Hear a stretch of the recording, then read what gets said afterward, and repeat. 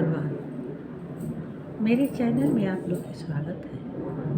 बच्चों, एक कहानी सुना रहे हैं राम जी के बारे में।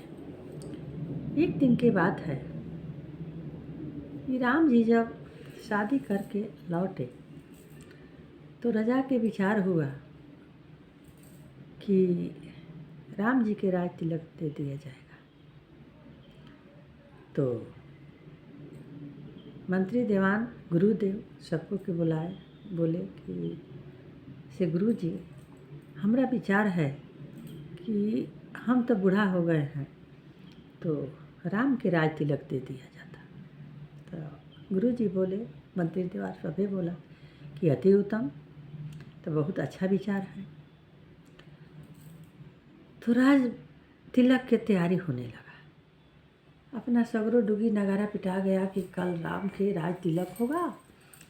से सब अपना अपना दरवाज़ा दुआरे ध्वजा पताका गाड़ेगा, सब अपना अपना कलश मंगल कलश रखेगा, सब कुछ करेगा, गली सजा दिया जाएगा। तब तक से रानी कैकेयी थी तो आई थी वहाँ से अपना मैके से। तो उनको साथे राजा के कैकेयी के पिताजी उनको एक लौड़ी दिए थे। पहले के ज़माना में साथ में लड़की का एक लौड़ी जाती थी, लौड़ी दिए थे। लौड़ी के नाम था मथुरा। तो वो अपना सुन ली, गई तो आह आह करने लगी।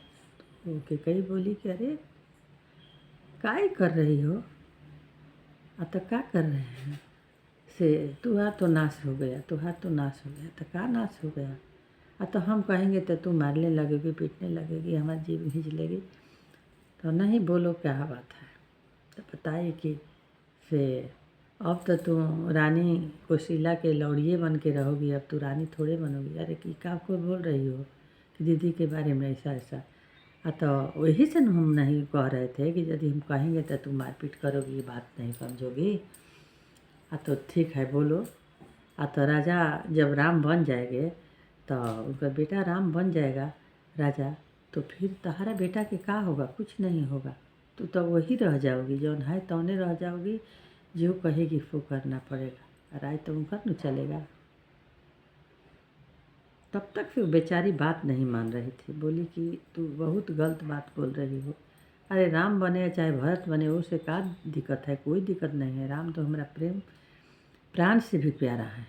हम राम की इतना मानते हैं, मानते भी थी कि रात में यदि सोएंगे राम तो जबे जागेंगे तबे कौशल्या ले आके कई भेज देगी थी कि लो इसको रखो, ये नहीं रह रहा है मेरे पास में। तो वही के कई सुताएगी राम के। इतना मने प्रेम था। तो अपना का हुआ आकि अब तो कभी तैयारे ना हो कि राम के ना राज तिलक दिया के कई।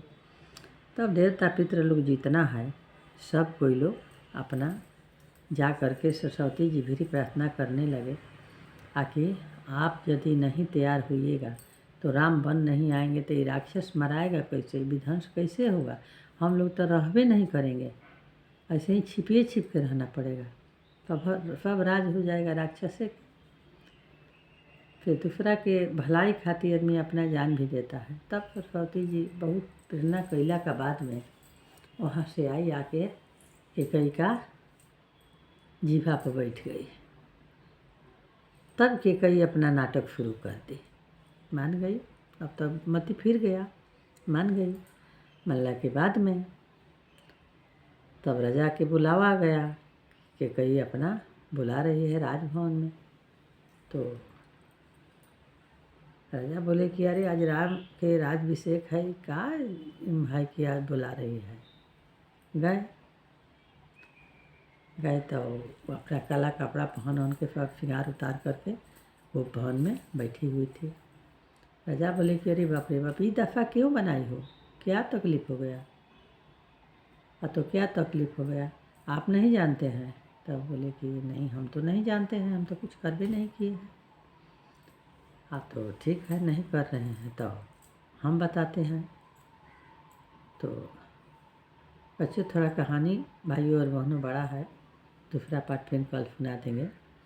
तब तक के लिए विदा आप लोग से मांगते हैं, फिर कल सुनाएंगे। नमस्कार।